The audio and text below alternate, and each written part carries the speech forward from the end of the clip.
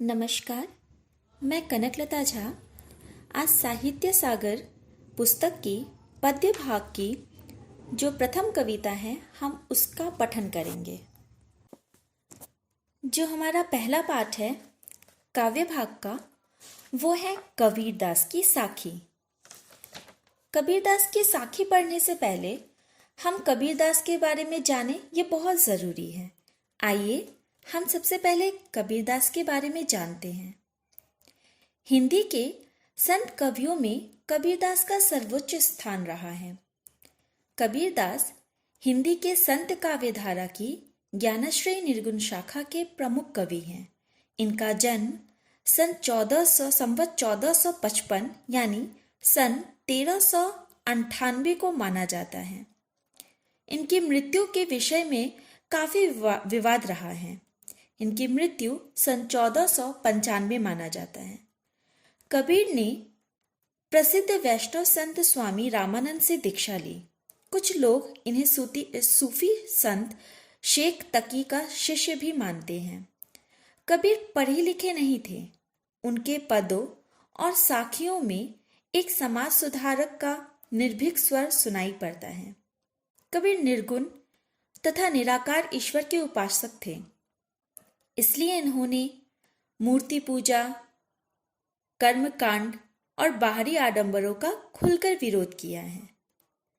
इन्होंने हिंदू मुस्लिम एकता का नारा भी बुलंद किया और दोनों ही संप्रदायों में व्याप्त रूढ़ियों तथा धार्मिक कुरीतियों के विरुद्ध आवाज उठाई तथा राम रहीम की एकता के विषय में विश्वास पैदा करने का बीड़ा उठाया।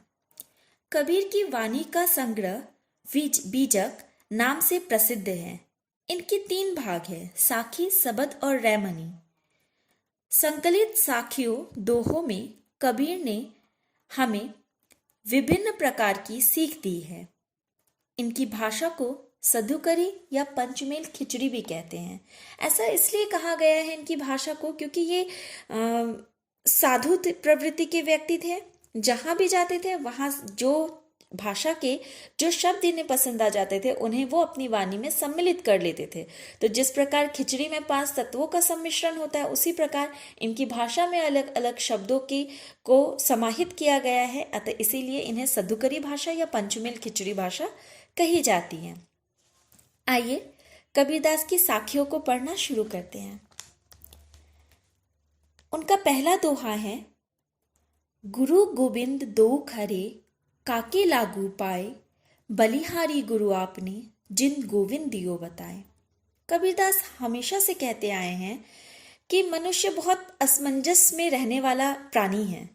मनुष्य कहता है कि अगर मेरे सामने गुरु और गोविंद, कबीर कहते हैं कि यदि मेरे सामने गुरु और गोविंद दोनों खड़े हो जाए तो मुझे किसकी श्रद्धा पहले करनी चाहिए, मुझे किसका सम्मान पहले करना चाहिए। तो यहाँ पर कबीर कहते हैं कि मुझे सबसे पहले गुरु का सम्मान करना चाहिए, क्योंकि अगर गुरु ना हो तो हमें ये परिचित ही कोई नहीं करवा पाएगा कि ईश्वर कौन है। अतः हमें ईश्वर तक यदि पहुँचना है तो हमें गुरु की चरण स्पर्श करने चाहिए, गुरु के साथ शिक्षा ग्रहण करनी चाहिए, तभी हम ईश्वर तक पहुँच सकते हैं, तभी हमें ईश्वर का भान हो सकता है।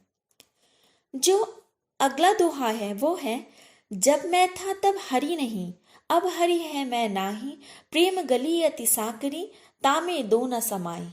कबीरदास जी कहते हैं कि प्रेम की जो गली है वो बहुत पतली है, बहुत सकरी है, जिसमें या तो मैं यानी मेरा अहम या ईश्वर दोनों में से किसी एक का ही निवास हो सकता है। हम दोनों को एक साथ नहीं रख सकते हैं। अगर हम किसी से प्रेम करते हैं तो वहाँ या तो सिर्फ हमारा प्रेम होगा या सिर्फ और सिर्फ हमारा अभिमान होगा। दोनों चीज़ें एक साथ नहीं हो सकती। हम प्रेम में कभी गर्व नहीं ला सकते हैं, प्रेम में हम कभी वो घमंड नहीं ला सकते हैं। जब तक हम में अहम की भावना होगी हम प्रेम कर ही नहीं सकते हैं।